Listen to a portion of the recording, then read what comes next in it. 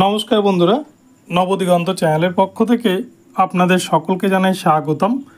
তো বন্ধুরা, এখন আমি আপনাদের সাথে যে আপডেটটি শেয়ার করতে চলেছি সেটি হচ্ছে আজকে এসএসসি চাকরি বাতিল মামলা শুনানি ছিল সুপ্রিম কোর্টে, আপনারা জানেন।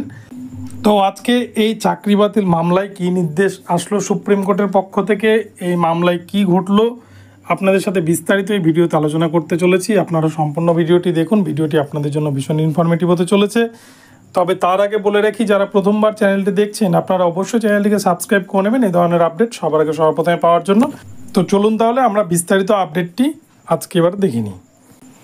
তো বন্ধুরা, জানেন আপনারা যে আজকে এই 28/8/2024 তারিখে এসএসসি চাকরি বাতিল মামলা লিস্টেড ছিল সুপ্রিম কোর্টে।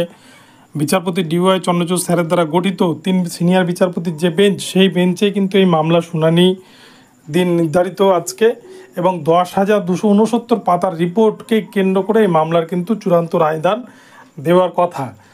কিন্তু আজকে এই এসএসসি চাকরি বাতিল মামলা নিয়ে যে ঘটনাটি ঘটেছে সেটি হচ্ছে আজকে কিন্তু সারা দিন যাবৎ সুপ্রিম কোর্টে রেগুলার ম্যাটার যেগুলো বা রেগুলার হিয়ারিং যেগুলো, সেই ম্যাটারগুলো কিন্তু আজকে শুনানি হয়েছে। আজকে কোনো রকমের মিসলেনিয়াস ম্যাটার কিন্তু শুনানির জন্য বা ইজলাসে শুনানি হয়নি। সেই জন্য আজকে কিন্তু এসএসসি চাকরি বাতিল মামলা কোনোভাবে আজকে ইজলাসে ওঠেনি। এই মামলাটি কিন্তু অন্য দিন আবার পরবর্তী শুনানির দিন নির্ধারিত হবে।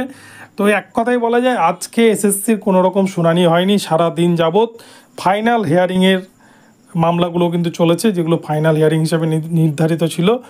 অপরদিকে মিসলেনিয়াস ম্যাটার আজকে নেয়নি বিচারপতিরা, এই ম্যাটারটি কিন্তু অন্য কোনো দিন আবার নেওয়া হবে। তো বন্ধুরা, এখন এই পর্যন্ত রইল। অনেকেই কমেন্ট করে জানতে চাইছেন এই বিষয়ে যে আজকে এই এসএসসি চাকরি বাতিল মামলার কি আপডেট বা শুনানিতে কি তথ্য উঠে এলো, তাদের জন্য ভিডিওটি বানালাম। আজকে কিন্তু কোনো রকম শুনানি হয়নি, তো শুনানি হলে আপনাদের আপডেট দিয়ে জানিয়ে দেবো। ভিডিওটি ভালো লাগলে চ্যানেলটিকে সাবস্ক্রাইব করে দেবেন, আর এই ধরনের আপডেট প্রতিনিয়ত পেতে চ্যানেলটিকে ফলো করতে থাকুন। ধন্যবাদ সকলকে, সকলে ভালো থাকবেন। পরবর্তী নতুন আপডেট নিয়ে আসবে, দেখা হচ্ছে পরবর্তী ভিডিওতে।